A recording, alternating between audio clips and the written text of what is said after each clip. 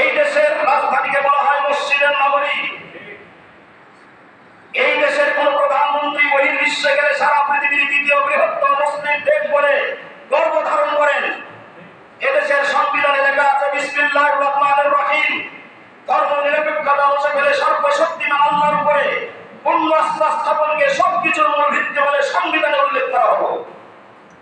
সেই দেশে পবিত্র গ্রন্থ আল কোরআনে যে সমস্ত জায়গায় রাজনীতি, অর্থনীতি, সমাজ ব্যবস্থা, আইন ব্যবস্থা, সুদ, ঘুষ, মদ, জুয়া, জেনা, ব্যভিচারীর ব্যাপারে নিরন্তর সংগ্রামের কথা বলা হয়েছে, এই বাংলাদেশের ভূখণ্ডে কোন ইমাম, আলেম, ওলামা তাফসীর বিভাগে বলতে পারে না।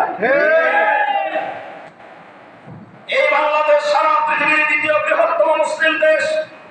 এই দেশে কার্ল মার্কস, লেনিন, মাওবাদিস্তা, Rousseau, Voltaire, Machiavelli, Churchill, Hitler, Golda Meir, ডাইয়াক রাবি ইত্যাদি যে কোনো নাস্তিক খোদাদ্রোহী মানুষের জীবনী, মত ও পথ আদর্শে কোনো বাধা নেই।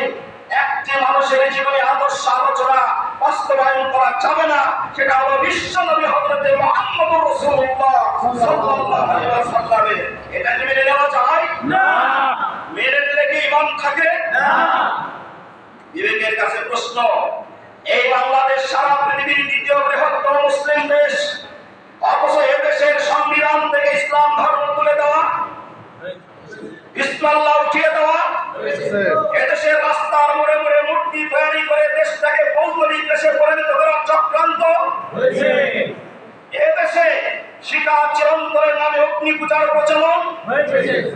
এদেশে আলেম ওলামাদের উপরে নির্যাতন, এদেশের ধর্মীয় তথা মাদ্রাসা বন্ধ করে দেওয়ার ষড়যন্ত্র, ফতোয়া নিষিদ্ধ করে আলেম ওলামাদের উপরে ঐতিহ্যকে বন্ধ করে দেওয়ার ষড়যন্ত্র, এদেশের ধর্ম নিরপেক্ষতার নামে কুফরি মতবাদ চালু করার ষড়যন্ত্র। এরপরেও কি আলেম সমাজ ঘটাতে পারে? আমি শুধু বিবেকের কাছে প্রশ্ন করতে চাই, আমার আল্লাহ পাক যখন ঘোষণা দিলেন ইয়া আইয়ুহাল্লাযীনা আমানু লা তাকুলুর রিবা, তোমাদের জন্য নগদ সুদ হারাম করা হলো।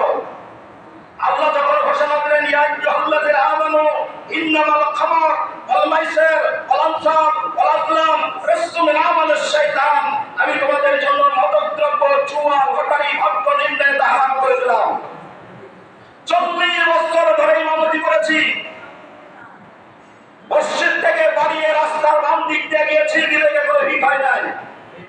40 বছর ধরে ইমামতি করেছি। এই বাংলাদেশ সারা পৃথিবীর দ্বিতীয় বৃহত্তম মুসলিম দেশ। এই দেশে দেখা গেল সুদের আইন পাশ হলো, আমার বিবেকে কোনো হিট করে নাই।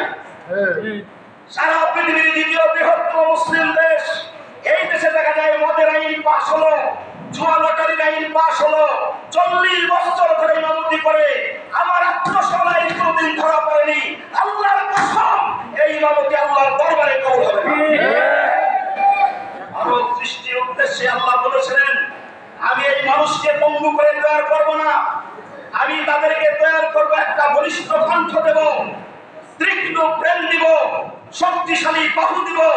আল্লাহর জমিনে আল্লাহর আইন বাস্তবায়ন করতে গিয়ে প্রয়োজনে বাক্য কণ্ঠ ব্যবহার করবে, নইলে তীক্ষ্ণ প্রেম ব্যবহার করবে, নইলে বলিষ্ঠ হাত দিয়ে কাফেরদের জালে মারে হত্যা ভেঙে দেবে।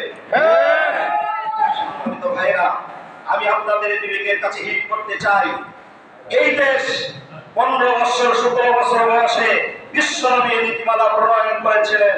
এটা কি আমাদের জন্য জরুরি কিনা? জরুরি কিনা? জরুরি। এর বিপক্ষে যদি, এর নিরবতায় যদি কেউ থাকে, বলেন রাসূলের কম বা রাসূলের উম্মত বলে দাবি করার কোনো অধিকার আছে কি?